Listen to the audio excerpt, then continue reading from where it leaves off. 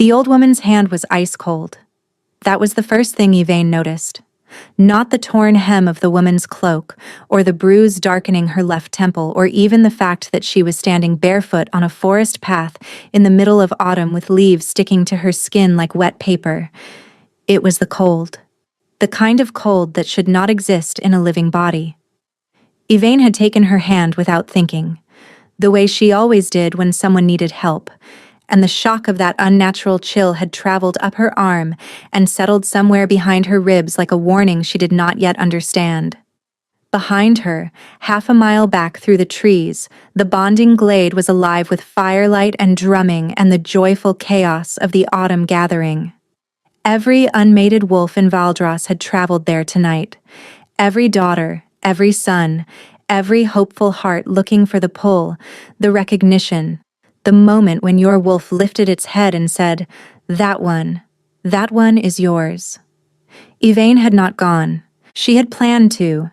She had even braided wildflowers into her hair that morning, standing in front of the cracked mirror in the room she shared with two other girls at Mistress Arena's healing house. She had told herself this year would be different. This year, someone would notice her.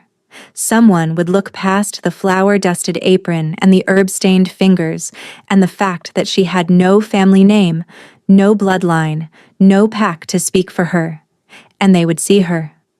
But when evening came and the other girls left in their good dresses with their mothers fussing over their hair, Yvain had stayed behind.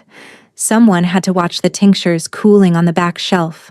Someone had to check on the Harwell boy whose fever had not broken in 2 days.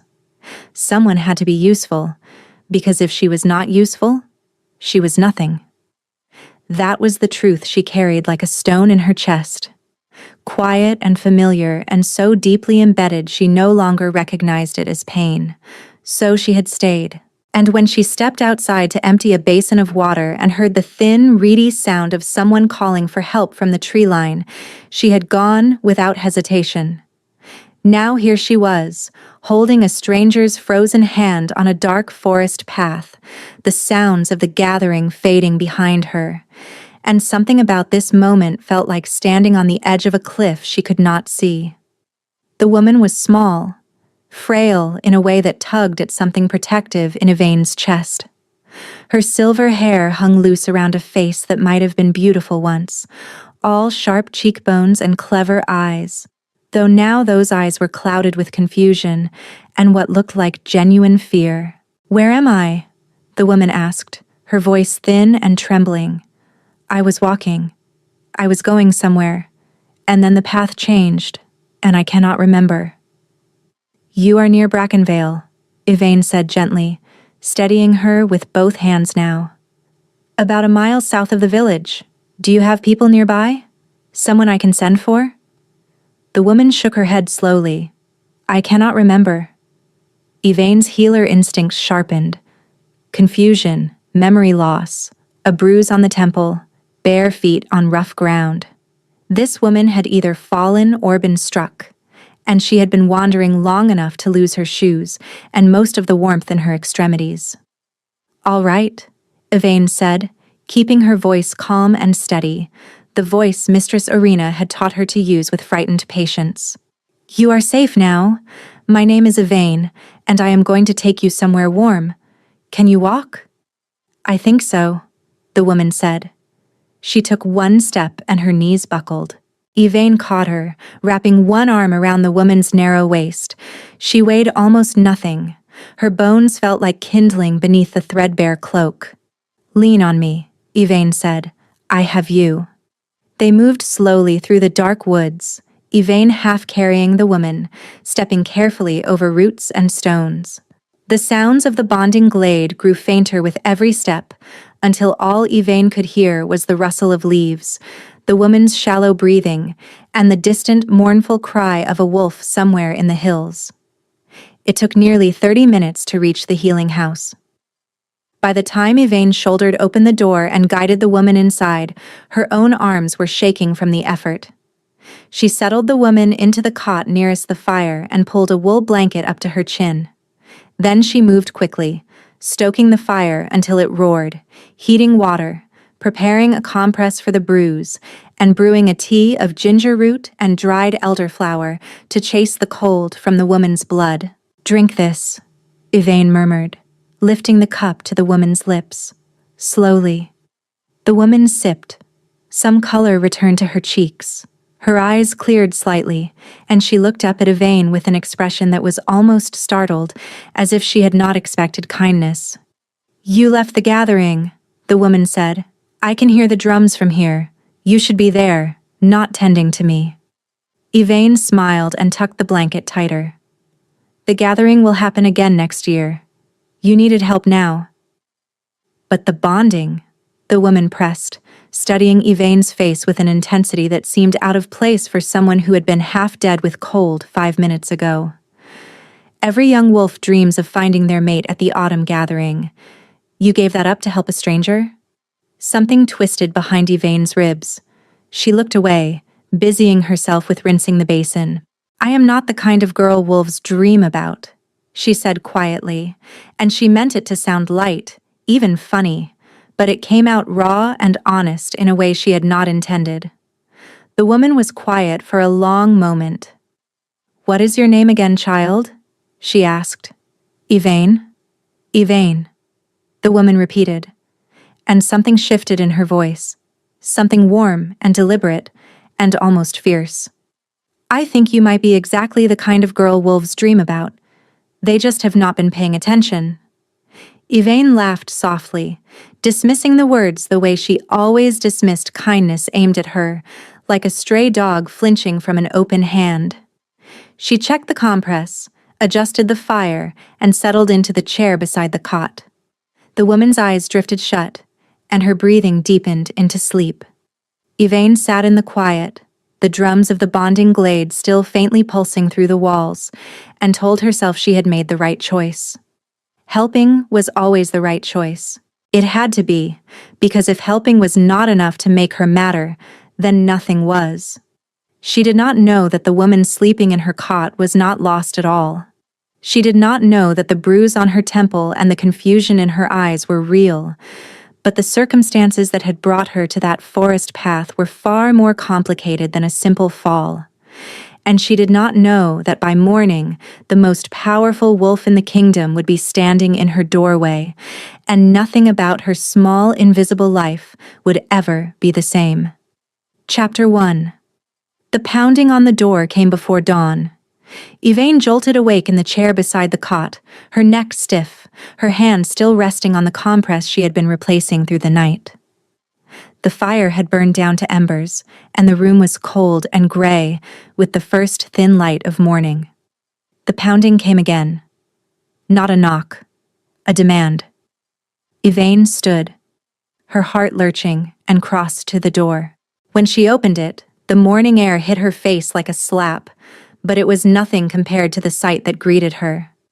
A man filled the doorway. Filled it the way a storm fills a valley, not just occupying the space but commanding it, pressing against its edges, making it feel too small to contain him. He was tall in a way that forced Yvain to tilt her head back, broad through the shoulders, with dark hair cut close and eyes the color of a winter sky just before the first snow. Those eyes locked onto hers, and Yvain felt the impact like a physical blow, a pressure that started in her chest and radiated outward until her fingers tingled. Behind him stood 6 armed wolves in palace armor, the crest of the Ashenmere bloodline stamped into every breastplate. "Where is she?" the man asked. His voice was low and controlled, but something savage lurked beneath the surface, coiled and barely restrained. Yvain opened her mouth. Nothing came out. Because she knew who this was. Every wolf in Valdras knew, Kale Ashenmere, the Alpha King, the man who had united 3 warring territories through diplomacy where it worked and sheer devastating force where it did not. The man whose wolf form, according to the stories, was the size of a war horse and twice as terrifying. The man who ruled Valdras with an iron will and a reputation for being utterly, mercilessly fair. He was looking at her like she was an obstacle between him and something precious, and the weight of that look made her knees want to buckle.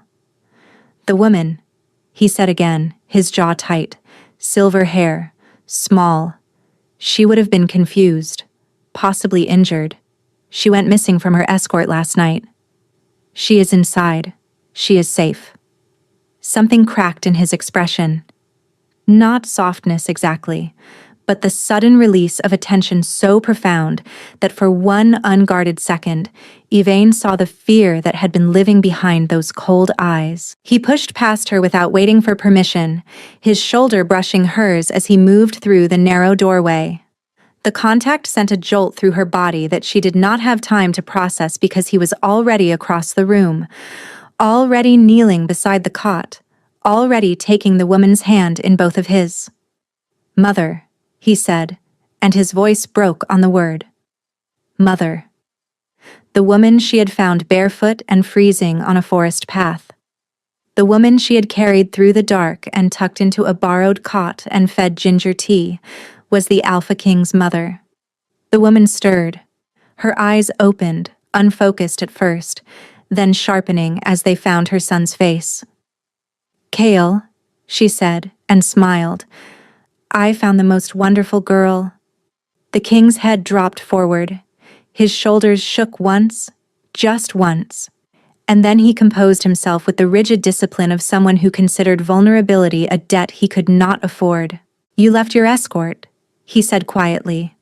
"You walked into the forest alone, in the dark, without shoes." "The shoes were pinching," she replied, "and the escort was too slow." Yvain watched from the doorway, acutely aware that she was witnessing something private, something she had no right to see. The most feared alpha in the realm, kneeling beside a cot in a healer's back room, holding his mother's hand like she was the only thing in the world that mattered. The contrast between the man who had filled the doorway with barely controlled fury and the man who now cradled his mother's fingers as if they were made of glass was so stark it made Yvain's throat tighten. Torven, the king's beta, appeared at Yvain's shoulder. She had not heard him approach, which was alarming for a man his size. He was nearly as tall as the king, but leaner, with watchful amber eyes that seemed to catalog everything they touched. "How long has she been here?" Torven asked, his voice pitched low. "Since last night," Yvain whispered. "I found her on the south path, near the bonding glade. She was confused and cold, with a bruise on her left temple. I treated her for exposure and monitored her through the night." Torven studied her for a long, uncomfortable moment. "You found the king's mother wandering alone in the woods, and instead of alerting anyone, you brought her here and treated her yourself?" "I did not know who she was," Yvain said. "I just saw someone who needed help." Something shifted in his expression. Not warmth, not yet, but the faint loosening of judgment that comes when someone exceeds your expectations. "Stay here," he said. "The king will want to speak with you." He moved to the king's side and they spoke in voices too low for Yvain to hear.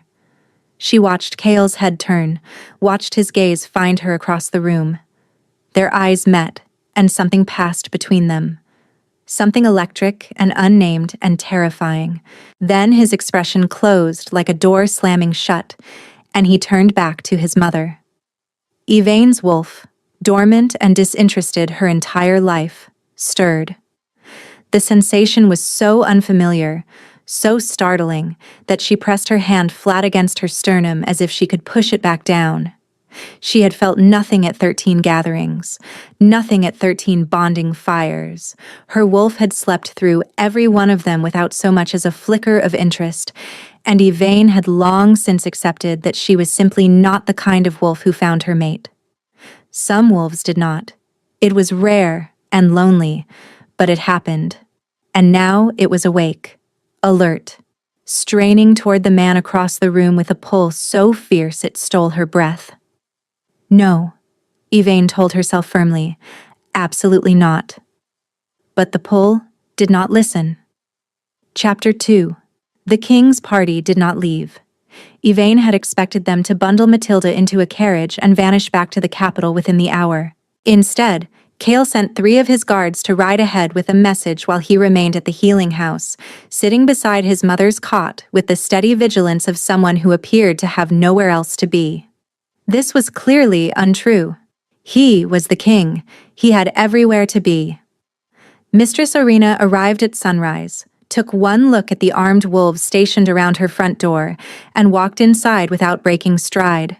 She assessed Matilda with brisk efficiency, checked Yvaine's work, and gave a curt nod that was the highest compliment she ever offered. Mild concussion, moderate exposure. She will be fine with rest and monitoring," Arena pronounced, directing this at the king as if he were any other worried relative in her examination room. "I would not recommend travel today, possibly not tomorrow either." Kale's jaw tightened. "How long?" 2 days, perhaps 3. "That is not acceptable." "Then it is not acceptable," Arena replied, unmoved. "But she is not leaving this cot until I say so." "Yvaine will attend to her," Arena continued, gesturing toward the doorway where Yvaine stood frozen. "She treated her through the night and knows the case." And that was how Yvaine became the personal attendant to the Alpha King's mother, while the Alpha King himself sat 6 feet away, reading reports his beta brought by the hour and radiating a tension so thick the air felt permanently charged. Caring for Matilda, as she insisted Yvaine call her, was the easiest assignment she had ever had. The woman was warm, sharp-witted, and endlessly curious. She asked about every herb on the shelf, every tincture, every dried flower hanging from the ceiling beams. "And this one?" Matilda asked, holding up a sprig of dried silvervine. "For headaches," Yvaine said, replacing the compress on Matilda's temple. "And mild pain. It also helps with sleep, if you brew it strong enough." "Does it work on kings?" Matilda asked, her eyes sliding pointedly toward her son. Yvaine bit the inside of her cheek to keep from smiling. Kale sat at the small table across the room, his pen scratching across parchment with the controlled aggression of someone who would rather be doing literally anything other than sitting still. "I do not believe anything calms kings," Yvaine said carefully. Matilda laughed. It was a warm sound, cracked at the edges but genuine, and something loosened inside Yvaine at the hearing of it. She was beginning to understand why the king had torn across the countryside to find this woman. Matilda was not just his mother. She was the only person in his life who treated him like a human being instead of a throne. The problem was not Matilda. The problem was Kale. Every time Yvaine moved through the room, she felt his attention track her, not watching exactly. More like awareness, a gravitational pull that turned his head 2 degrees when she passed, that made his pen pause mid-word when she spoke, that sharpened the quality of silence in his direction when she laughed at something his mother said. He never addressed her directly. Not once. The deliberateness of that avoidance felt louder than conversation. Her wolf disagreed with the silence. It pressed against the inside of her skin whenever the king was close, leaning toward him with a hunger that had nothing to do with authority and everything to do with something Yvaine refused to name.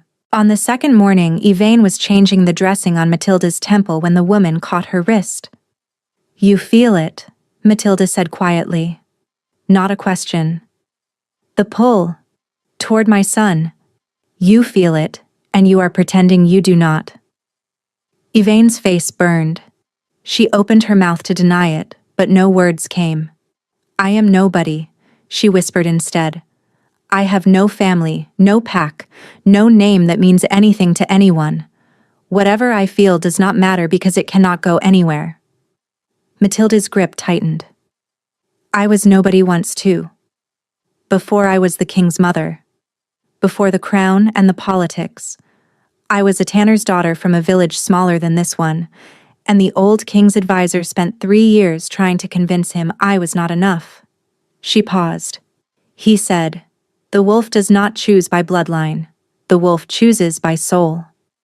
The words landed somewhere deep and stayed there, glowing like an ember Yvaine was afraid to breathe on, a sound from across the room. Cale had appeared in the doorway, his hand braced against the frame, his eyes fixed on her with an intensity that sent her pulse scattering. He had heard. She could see it in the rigid line of his jaw, in the way his fingers whitened against the doorframe. Their eyes locked. 1 second, 2. Then he turned and walked away without a word. That night, Yvain lay in her narrow bed in the room upstairs, staring at the ceiling, and tried to suffocate the hope that was building in her chest like a vine growing through the cracks in a stone wall. It did not work.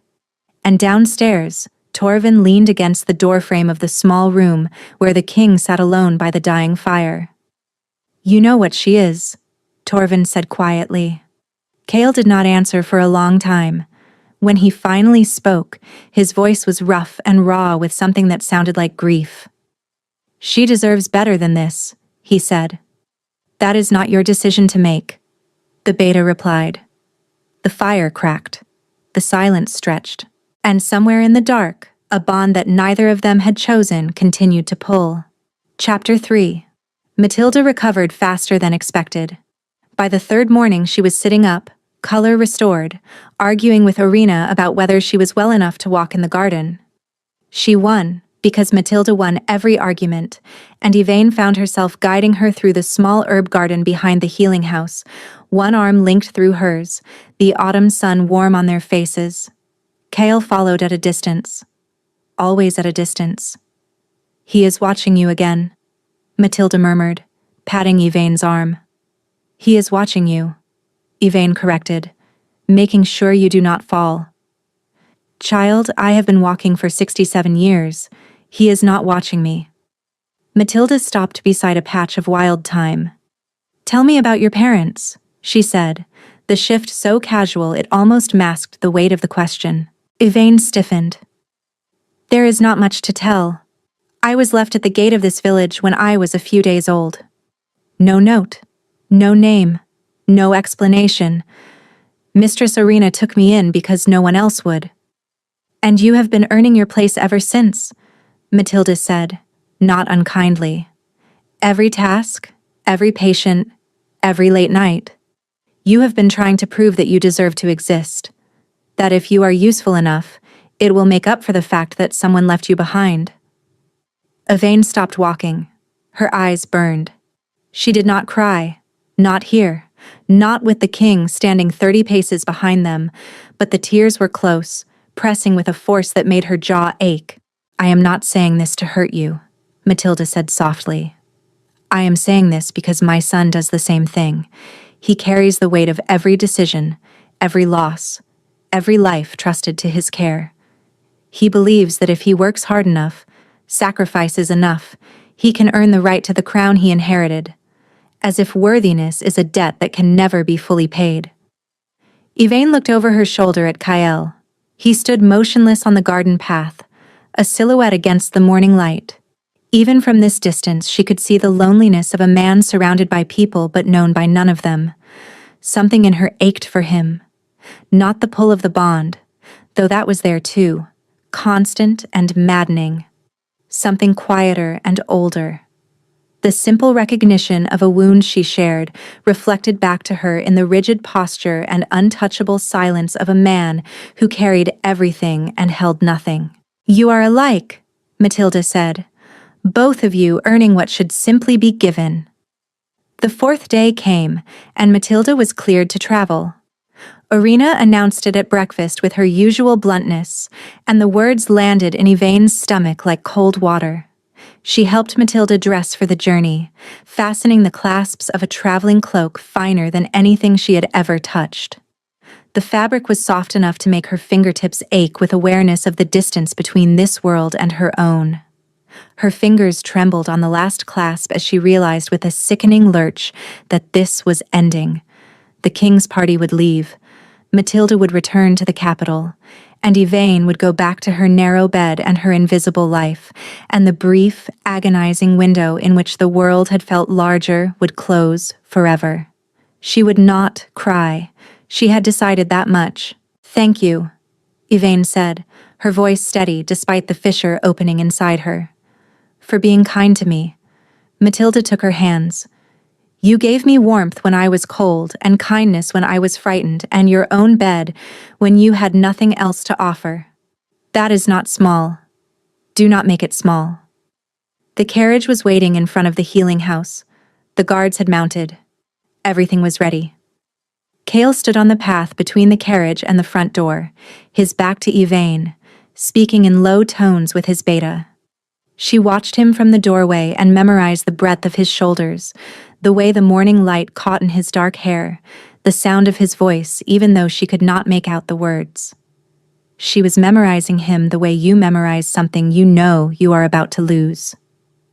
Matilda climbed into the carriage with Torvin's help. The door began to close. "Wait," Cale said. Everyone stopped. The guards, the beta, the horses themselves seemed to still. Cale turned and looked directly at Yvain. His expression was controlled, but something burned behind his eyes, something desperate and barely contained. "The court healer's position," he said, his voice carrying with a precision that suggested he had rehearsed this. "In the capital, it has been vacant for 6 months. We need someone competent, trustworthy. My mother speaks highly of your skills. The position includes quarters in the palace, a full dispensary, and access to the Royal Medical Library." Yvain stared at him. Her mind went blank. Behind the carriage window, Matilda's face appeared, wearing an expression of profound, triumphant satisfaction. "Your Majesty," Yvain managed, "I am just an apprentice from a village no one has heard of. I am not qualified to serve as court healer." "My mother disagrees," he said, "and she has never been wrong about people." Yvain looked at Irina, who lingered behind her with her arms crossed. The old healer met her gaze and gave the smallest, most imperceptible nod. "Yes," Yvain said, the word escaping before her fear could catch it. "I will come." Something flickered across Cale's face. Relief, hunger, terror, all compressed into a single instant before the mask returned. "Gather your things. We leave within the hour." He turned on his heel and strode toward the carriage, and Yvain stood in the doorway of the only home she had ever known, trembling from head to foot, and realized that she had absolutely no idea what she was walking into. Chapter 4. The capital was nothing like Brackenvale. The city of Valdras sprawled across the valley like a living thing, stone and iron and glass gleaming in the afternoon light. And the palace at its center rose from the landscape like a mountain someone had carved into a fortress. Her new quarters were beautiful. A sitting room with actual cushioned chairs, a bedroom with a mattress so thick she could press her hand into it and watch the fabric swallow her fingers. And beyond the sitting room, through a heavy oak door, her dispensary. Shelves lined every wall, already stocked with more herbs and tinctures and instruments than Irina's entire healing house combined. It was more than Yvain had ever owned, ever touched, ever dreamed of possessing. And it felt like wearing someone else's clothes. She did not see the king for 3 days. His absence pressed against her awareness like a bruise she kept bumping. Her wolf tracked his location the way a compass needle tracks north. She could not explain how she knew he was in the East Wing during the mornings, or that he took his meals alone in his study, or that he did not sleep well. She simply knew, the way you know which direction the wind is blowing without looking at the trees. She threw herself into work instead. The palace healers, a soft-spoken man named Fennet, and a sharp-eyed woman named Lisara, received her with polite skepticism. A village apprentice appointed to court healer. They did not say it aloud, but Yvain could read the doubt in their careful silences. She won Fennet over on the second day, when she identified a fungal infection in a guardsman's wound that he had misdiagnosed as simple inflammation. Lisara took longer, but by the end of the first week, when Yvain stayed up through the night to reformulate a fever draft that the palace had been preparing incorrectly for years, the woman's skepticism thawed into grudging respect. But the work, satisfying as it was, could not drown out the pull. It was growing. She found herself pausing in corridors when his scent drifted through, turning her head toward closed doors she had no reason to approach, waking in the middle of the night with her hand pressed against her ribs. On the fourth day, Torven appeared in her dispensary. "Matilda has requested your company for afternoon tea." She found Matilda in a sunlit parlor, looking fully recovered and entirely too pleased with herself. "Sit," Matilda commanded warmly. "You look thin. Are you eating?" "I am eating." "You are lying. Eat a cake." Yvain ate a cake. It was extraordinary. She ate a second one before she could stop herself, and Matilda watched with open satisfaction. "Now," Matilda said, pouring tea, "tell me everything." Yvain talked. She had not realized how desperately she needed to until the words started coming. She told Matilda about the dispensary, the palace healers, the corridors that all looked the same, and the servants who stared, and the noble women who whispered behind their fans when she passed. "They think I do not belong here," Yvain said, wrapping both hands around her teacup. "And they are not wrong. They are entirely wrong, but that is not what is really bothering you, is it?" Yvain looked down at her tea. "He has not spoken to me. Not once since we arrived. I see him in the corridors sometimes, and he looks through me like I am made of glass." Matilda set her cup down. "My son is an extraordinarily intelligent man who becomes spectacularly stupid when he is afraid. He fears that if he acknowledges the bond, the court will devour you, that the weight of his crown will crush something in you he cannot bear to see broken. So he ignores me instead." The words came out smaller than she wanted them to. "He thinks he is protecting you," Matilda replied. "He is, of course, an idiot." Despite everything, Yvain laughed. The sound surprised her, bright and raw and aching at the edges. "Give him time," Matilda said, "but not too much." That evening, Yvain was returning to her quarters through the east corridor when she rounded a corner and stopped. Kyle stood at the far end of the hall, alone, silhouetted against the tall windows where the last light of day bled through in shades of copper and amber. He had not seen her. His head was bowed, one hand braced against the window frame, and there was something in his posture that made her breath catch. He looked exhausted. Not ordinary tiredness, but something deeper, something that had settled into his bones and taken root. She should have turned around. Instead, she walked toward him. He heard her. His body went rigid. And when he turned to face her, the look in his eyes was so raw, so unguarded, that the bond flared in her chest like a struck match. "Your Majesty," she said, stopping a few paces away, close enough to see the tight set of his mouth, the way his hands had curled into fists at his sides. "You look terrible." The words were out before she could stop them. She winced. That came out wrong. "You look tired. Very tired. And I am a healer, so I notice these things." Something shifted in his expression. A crack in the armor through which something warm and startled leaked out. "You cannot help with this," he said quietly. "You do not know that." They stood in the fading light, close enough that she could smell him. Pine and wood smoke, and something underneath that was purely him, and her wolf pressed so hard against her skin she was certain he could feel it. "When did you last sleep through the night?" she asked. He did not answer. "Your Majesty." "Kale," he said, and the word came out rough, almost involuntary. "When we are alone, just Kale." Her heart hammered. "Kale, when did you last sleep?" He looked away. "I cannot remember." She recognized it.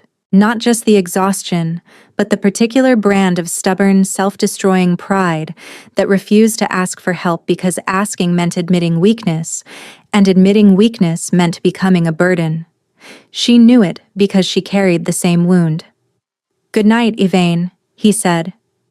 And he walked away, his footsteps echoing down the empty corridor until the silence swallowed them whole. Yvain stood alone in the dying light. Something was wrong with the king, something beyond exhaustion, beyond the weight of the crown. And whatever it was getting worse. Chapter 5. She discovered the truth by accident.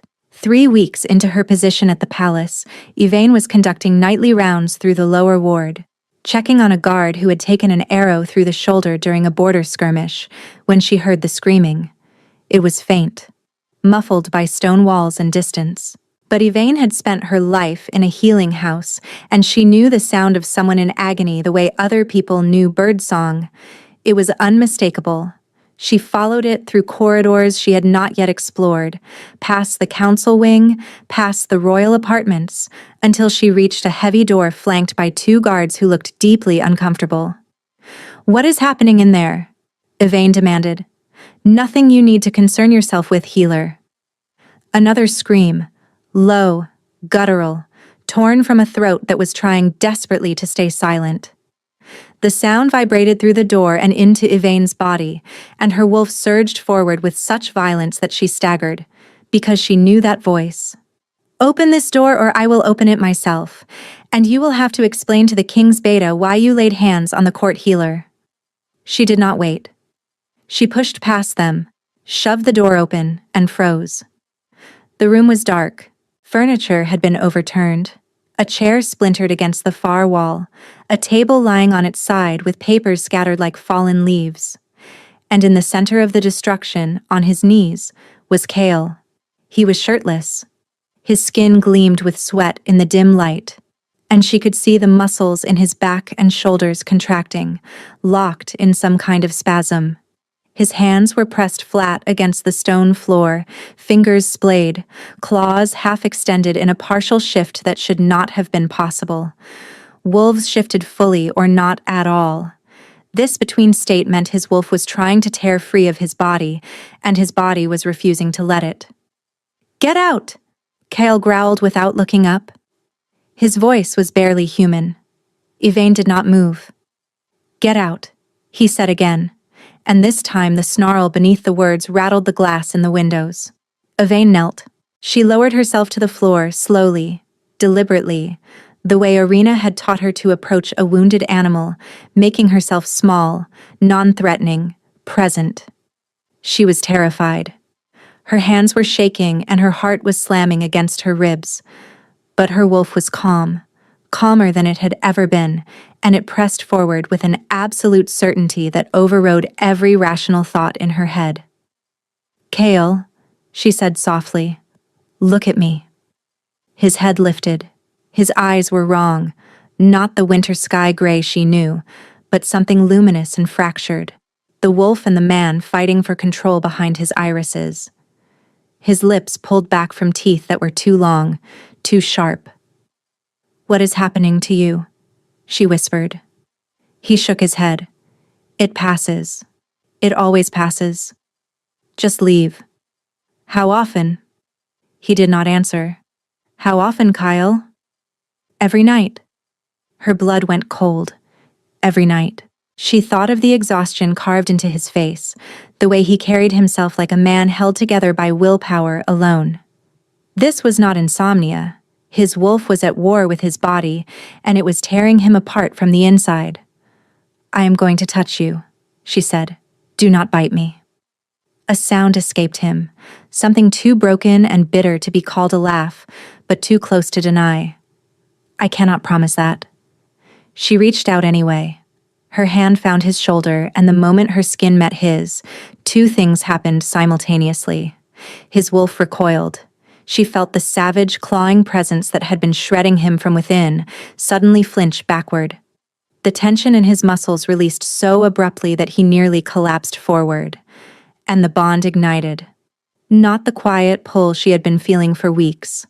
A wildfire, a roar, a tidal wave of sensation that crashed through her body and left her gasping. And she felt his shock mirror hers through a connection that was suddenly, overwhelmingly real. "What did you do?" he breathed, his eyes wide, his face inches from hers. "I have no idea," she said honestly. He was staring at her like she had just rewritten the laws of the world. His eyes were his own again, gray and clear, and the claws had retracted, and beneath her hand his skin was warm instead of burning. Torvin appeared in the doorway, took in the scene, and closed the door behind him. "The episode started 6 months ago," Torvin said, addressing Yvain now. "Mild at first. A tremor. A partial shift. Now they last hours. The court physicians have no explanation." "Why did no one tell me?" Yvain asked. "I am the court healer. This is exactly what I am here to treat." "Because the king forbade it," Torvin said carefully. Yvain looked down at Kale, who had the decency to look guilty. "You brought me here," she said, anger rising beneath the shock and the overwhelming residual hum of the bond. "You gave me a title and a dispensary, and you did not tell me that the person most in need of healing was you. I brought you here because my mother nearly died in the cold and you saved her life with ginger tea and a blanket. I did not bring you here for this." "Then why can I stop it?" The silence that followed was deafening. Kale looked at Torvin. Torvin looked at Kale. Something passed between them, a wordless conversation built on years of trust. "There is a theory," Torvin said slowly, "that the episodes are not an illness. They are a symptom of an incomplete bond. His wolf is searching for its mate, and the longer the bond goes unacknowledged, the more violent the search becomes." Yvain stared at Kale. He would not meet her eyes. "You knew," she said. "You knew the bond was making you sick, and you chose to suffer rather than tell me." "I chose to protect you," he said roughly. "From me, from the crown, from a life you did not choose, and cannot walk away from once it begins." Yvain pulled her hand free and stood. Her eyes burned. She could feel his pain through the bond, his fear, his desperate, misguided love that had turned itself into a weapon pointed at both of them. "You do not get to make that choice for me," she said, her voice cracking. "You do not get to decide what I can survive." She turned and walked out of the room, past Torvin, past the guards, into the dark corridor where no one could see the tears on her face. Behind her, she heard Kale's voice, wrecked and raw. "Let her go. She deserves the chance to leave." And Torvin, breaking a habit forged over years of unquestioning loyalty, disobeyed. He followed her. Chapter 6. Yvain made it to the herb garden before her legs gave out. She sank onto the stone bench beneath the arbor, the night air cold on her wet face, and pressed both hands against her chest as if she could physically hold herself together. The bond pulsed behind her ribs, radiating warmth and longing and the ghost of Kale's pain that she could still feel through the connection like an echo in a cave. Footsteps on the gravel path. Torvin sat down beside her, leaving a respectful distance between them, and said nothing for a long time. He did not try to comfort her, or explain, or justify. He simply sat with her in the dark, two people who understood that some pain required company more than words. "How long does he have?" Yvain asked finally, her voice raw. "The physicians estimate 3 months, perhaps 4, if the episodes do not intensify. But they are intensifying." "And if the bond is completed?" "The episodes stop. The wolf settles. He lives." "He would rather die than bind me to him against my will," Yvain said. Not a question. "Yes," Torvin said simply. "That is the most infuriating thing I have ever heard." "I agree." Yvain wiped her face with the back of her hand. "He thinks he is unworthy of me. That is what this is. It is the same wound we both carry. He cannot fathom that someone would choose him willingly. That the bond is not a burden he is placing on me but something I might actually want." Torvin regarded her with an expression she had not seen before. Surprise, maybe, or recognition. "You understand him better than anyone alive," the beta said quietly. "Including me?" Yvain stood. Her legs were steadier now, and something had shifted inside her. The fear was still there, the uncertainty. But beneath it all, solid as stone, was the certainty that she was not going to let him die because he was too proud and too broken to ask for what he needed. "I am not leaving," Yvain said. She did not go to Kale that night. She went to Matilda. Matilda opened her chamber door in a dressing gown, took one look at Yvain's tear-streaked face, and pulled her inside without a word. She sat Yvain in a chair by the fire, wrapped a shawl around her shoulders, and pressed a cup of warm wine into her hands. Yvain told her everything: the episodes, the partial shifts, the theory about the incomplete bond, his willingness to die. "My son inherited his father's stubbornness," Matilda said, "and his grandmother's talent for suffering in silence. A spectacular combination." "What do I do?" Yvain whispered. "What do you want to do?" "I want to save him." "And beyond that?" "I want him. Not because of the bond, not because saving him gives me a purpose. I want him because when he said my name in the corridor that night, just my name, it felt like the first time anyone had ever really seen me." Matilda set down her wine. Her eyes were bright, fierce, glittering with tears she was too proud to shed. "Then you do not need my permission, but you have it, and you have my love, and if my son gives you any trouble, you send him to me." Yvain found him at dawn. He was in the council chamber, alone, sitting at the long table with his head in his hands. He looked worse than she had ever seen him. His skin had a grayish cast that made her healer's instincts scream. His hands trembled with a fine, constant vibration. He looked up when she entered, and his expression shattered. "I told you to go," he said, and his voice was the voice of a man who had spent the night preparing to lose the only thing that mattered. "And I am telling you no," Yvain replied, crossing the room with steady steps. "I am not leaving. Not because of duty, not because of your mother, not because the bond compels me, but because I choose this. I choose you. You do not know what that means. The court will tear you apart. You have no name, no family, no protection. I have survived 23 years without a name or a family or a single person in the world who was required to care whether I lived or died. Do not tell me what I cannot survive." He stared up at her.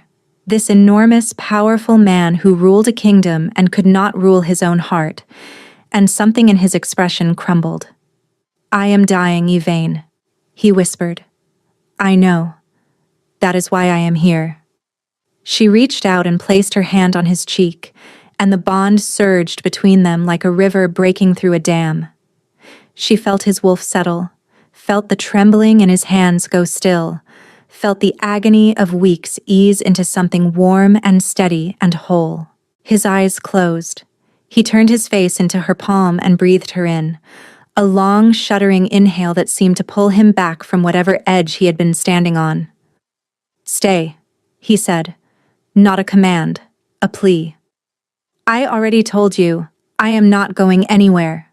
He pulled her down into his arms, and she went willingly, folding against his chest like she had been shaped to fit there. His arms wrapped around her, tight and desperate and trembling, and she felt his face press into her hair, felt the wetness on her scalp, and she held him tighter. They stayed like that as the sun rose through the tall windows, painting the council chamber in shades of gold, and for the first time since she had known him, Kale Ashenmere was still. But outside those walls, in the corridors and parlors where power lived and bred, a woman named Sithara Voss watched the sunrise with cold calculation. She had been promised to the king, an arrangement between noble houses, political and strategic, sealed before the foundling healer had ever set foot in the palace. And Sithara did not lose what was hers. Not to anyone, and certainly not to a nameless girl who smelled of herbs and had the audacity to touch what did not belong to her. Chapter 7. Sithara moved quickly.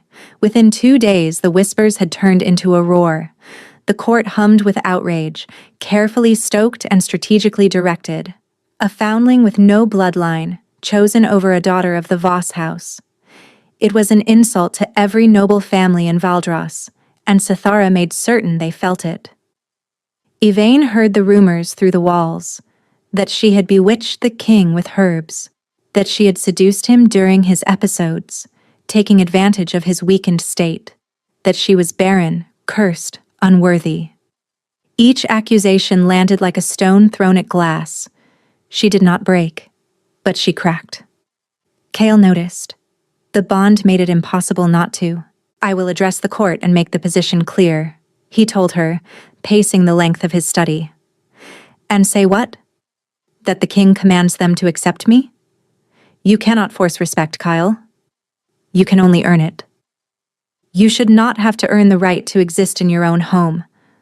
The words stopped her cold. Your own home.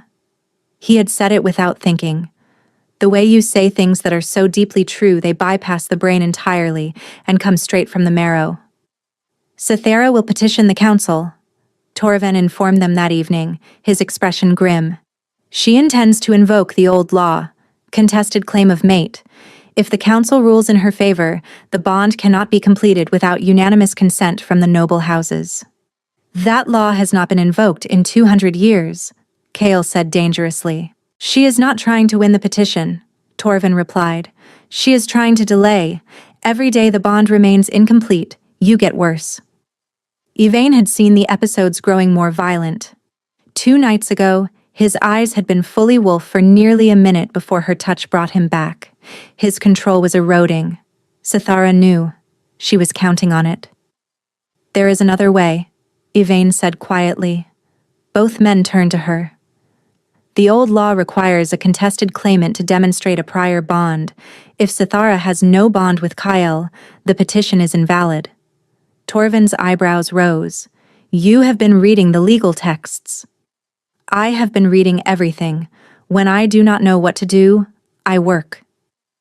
The hearing was set for 3 days later. Yvain spent those days in the medical library, reading everything she could find about wolf bonds, mate recognition, and the old laws governing contested claims. Matilda brought her food and sat with her in silence, and once, in the small hours, reached across the table and squeezed her hand. "You are not fighting for the right to be queen," Matilda said. "You are fighting for the right to be seen." The hearing convened in the Great Hall. Yvain had never stood before so many people in her life. The council members sat in a curved row on a raised platform. The noble houses filled the gallery behind them. Cythara stood on the opposite side of the chamber in a gown of deep emerald, her chin high, her composure flawless. Kale sat in the king's chair on the raised dais, his hands flat on the armrests, every line of his body rigid with restraint. He was not permitted to speak during a contested claim hearing. The law required his silence while others decided his fate. Yvain could feel his fear through the bond, could feel how desperately he wanted to stand and end this by force, and could feel the iron restraint it took him to remain seated. Cythera spoke first, eloquent, persuasive, and ruthless. She spoke of duty, of bloodlines, of the stability that a proper mating would bring to the realm, political alliances and the expectations of the noble houses, the danger of allowing a king to choose sentiment over strategy. She never once mentioned love. When it was Yvain's turn, she stood on trembling legs and looked out at a room full of people who believed she was nothing. "I have no bloodline to offer," she said, and her voice shook on the first word but steadied by the third. "No family name, no political alliance, no dowry, no title. I have nothing that this court values." She paused. The silence was absolute. "But I have this." She turned to face Cythera directly. "The old law requires a contested claimant to demonstrate a prior bond. Lady Voss, you have spoken of duty and strategy and alliance, but a mate bond is not a contract. It is not negotiated. It cannot be manufactured or performed or willed into existence." She looked at Kale. His eyes were locked on hers, and through the bond she felt everything. His terror and his pride and his love laid bare and blazing. The bond chose. Yvain said, her voice ringing through the hall. Not me, not the king, the bond itself. And if this court believes that politics should override the will of the wolf, then I ask you to consider what kind of kingdom you are building. One where wolves are free, or one where even the deepest part of who we are can be overruled by those with louder voices and finer clothes? The vote was called. 7-4, the council ruled the contested claim invalid. The petition was dismissed. In the aftermath, Cale descended from the platform and crossed the floor to where Yvain stood. The entire court was watching. Every noble, every servant, every guard. He took her hand, raised it to his lips, and pressed a kiss to her knuckles that was so tender, so deliberate, so unmistakably public, that it said more than any declaration ever could. "Thank you," he murmured against her skin, "for choosing me."